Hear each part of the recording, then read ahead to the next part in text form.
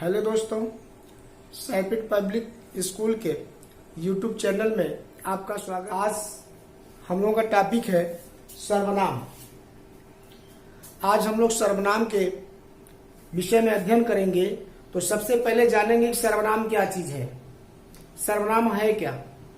तो सर्वनाम की परिभाषा बनती है कि संज्ञा के बदले या कहिए कि संज्ञा के स्थान पर प्रयोग होने वाले शब्द को सर्वनाम कहते हैं। संज्ञा के बदले प्रयोग होने वाले शब्द को सर्वनाम कहते हैं। जैसे मोहन पढ़ता है, मोहन पढ़ता है, पढ़ता है। वह बहुत कमजोर छात्र है, वह बहुत कमजोर छात्र है। आप देखिए यहाँ मोहन तो समझ रहे हैं, मोहन क्या है, संज्ञा है। मोहन क्या है, संज्ञा है। तो मोहन पढ़ता है, वह पढ़ने में कमजोर है। कौन पढ़ने में कमजोर है, वह मोहन। कौन है, मोहन। ठीक है। तो मोहन के स्थान पर कौन आया, वह आया है। मोहन के स्थान पर वह प्रयोग किया गया है, इसलिए वह क्या हुआ, सर्वनाम हुआ। ऐसे शब्द जो संज्ञा के बदले प्रयोग किए जाते हैं या कहिए कि संज्ञा के स्थान पर प्रयोग किए जाते हैं, ऐसे शब्द सर्वनाम कहे जाते हैं। ऐसे शब्द सर्वनाम कहे जाते हैं। ठीक है, क्लियर हुआ। अब देखिए सर्वनाम के प्रकार। सर्वनाम कितने प्रकार के होते हैं? तो सर्वनाम 6 प्रकार के होते हैं। कितने प्रकार के होते हैं? 6 प्रकार के होते हैं।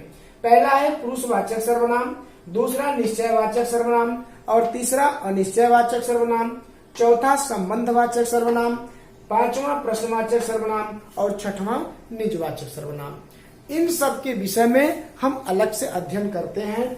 जैसे देखिए पुरुषवाचक सर्वनाम, पुरुषवाचक सर्वनाम को 3 भाग में बांटा गया। इसके भी 3 भाग होते हैं। एक होता है उत्तम पुरुष, एक होता है उत्तम पुरुष, उत्तम पुरुष। ठीक है।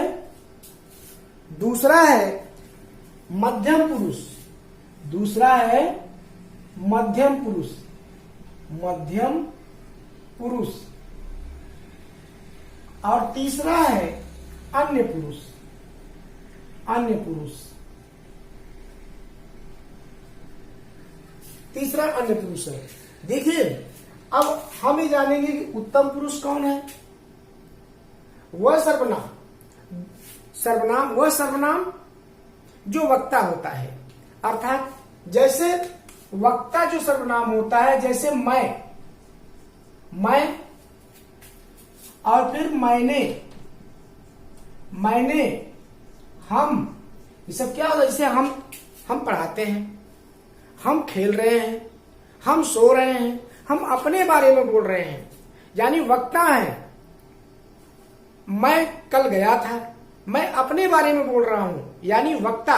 तो जो वक्ता है उसे उत्तम पुरुष कहा जाता है, वह उत्तम पुरुष का सर्वनाम होता है। ठीक है। अब देखिए मध्यम पुरुष क्या है? जो श्रोता है, जो सुनने वाला होता है। जैसे तुमने, तुम और तुमने, यह जो है श्रोता है। तुम पढ़ते हो, मैं बोल रहा हूं और तुम सुन रहे हो। तो सुनने वाला जो होता है वो मध्यम पुरुष होता है। जैसे यहां है तुम, या तू रहेगा, या तुमने रहेगा, या फिर आप। तो ये सब जो शब्द हैं, तुमने, आप, ये मध्यम पुरुष है। कौन सा पुरुष है? मध्यम पुरुष। अन्य पुरुष पढ़ेंगे।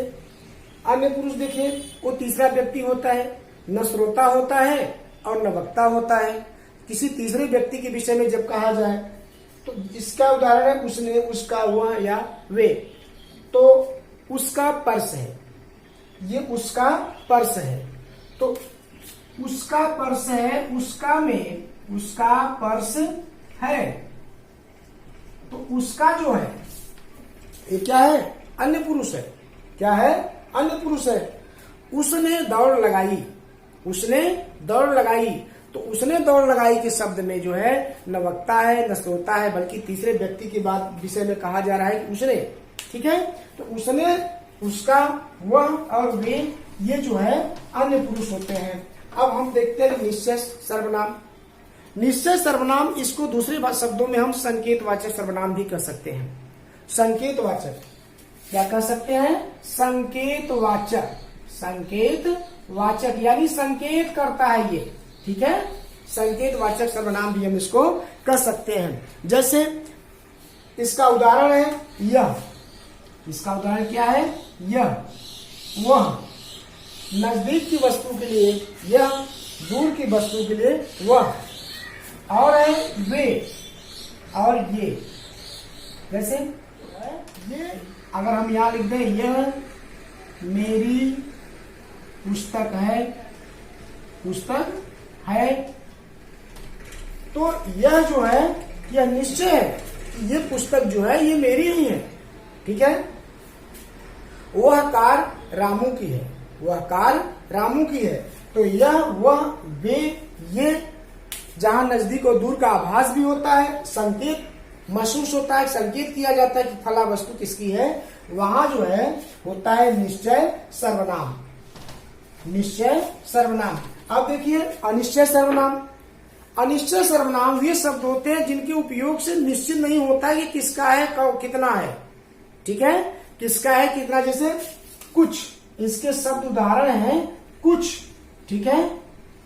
कुछ, आज कुछ लेना है, कल कुछ लेना है। किसी का, किसी भी व्यक्ति की किताब हो सकती है, किसी भी व्यक्ति की एक किताब हो सकती है। किसी समय राम घर आ सकते हैं, किसी समय वर्षा हो सकती है। जैसे दूध में कुछ गिर गया है, दूध में कुछ गिर गया है, तो उदाहरण के लिए दूध में कुछ गिर गया है, गिर गया है। आप देखिए दूध में क्या गिरा है यह निश्चय नहीं है, दूध में क्या गिरा है ये निश्चय नहीं है, बल्कि कुछ गिर गया एक शंका है, निश्चय है। तो इसलिए जो कुछ यहाँ उपयोग हुआ है ये क्या है? अनिश्चय सर्वनाम है। ये क्या है? अनिश्चय सर्वनाम है, ठीक है। दूसरा उदाहरण लेते हैं, किसी ने धक्का मारा। दूसरा उदाहरण क्या है? किसी ने धक्का मारा, धक्का मारा। अब देखिए धक्का किसने मारा ये निश्चित नहीं है, ये अनिश्चित है कि किसी ने धक्का मारा। धक्का मारा जरूर, कौन मारा ये निश्चित नहीं है, ये अनिश्चित है, ठीक है। अब जो है हम तीसरे अगले सर्वनाम में चलते हैं, संबंधवाचक सर्वनाम। संबंधवाचक सर्वनाम, देखिए संबंधवाचक सर्वनाम वह शब्द होता है जो एक दूसरे में संबंध स्थापित करता है। इसके उदाहरण है जो, वो, जो, वो, ठीक है। जो और वो। उतना, जितना, जितना, उतना, उतना, ठीक है। ऐसे उदाहरण आते हैं, ठीक है। जैसे जो रो रही है, उदाहरण है जो रो रही है वो किसकी बेटी है? वो किसकी बेटी है। अब देखिए जो रो रही है वो किसकी बेटी है। यहाँ जो आया और वो आया, ये दोनों का संबंध होता है कि जो लड़की रो रही है, जो लड़की रो रही है वो किसकी बेटी पढ़ेगा। जो जितना पढ़ेगा, जो जितना पढ़ेगा वो उतना बढ़ेगा, ठीक है। तो जो जितना पढ़ेगा, जो और वो, ये दोनों क्या है? संबंध स्थापित कर रहे हैं। क्या कर रहे हैं? संबंध स्थापित कर रहे हैं, ठीक है। तो इस प्रकार जो, वो, ऐसे शब्द जो आते हैं वो संबंधवाचक शब्द होते हैं। अगला है अगला है प्रश्नवाचक। प्रश्नवाचक शब्द जैसा कि इसको हम सभी जानते हैं कि प्रश्नवाचक में जैसे कौन, ठीक, किसका, ठीक, कब, क्यों, ये सब जो है ये प्रश्नवाचक सर्वनाम है। उदाहरण में कौन बैठा है, कौन कहा, किसने कहा, ये घर किसका है, मोहन कब आएगा, तुम क्यों चिल्ला रहे हो।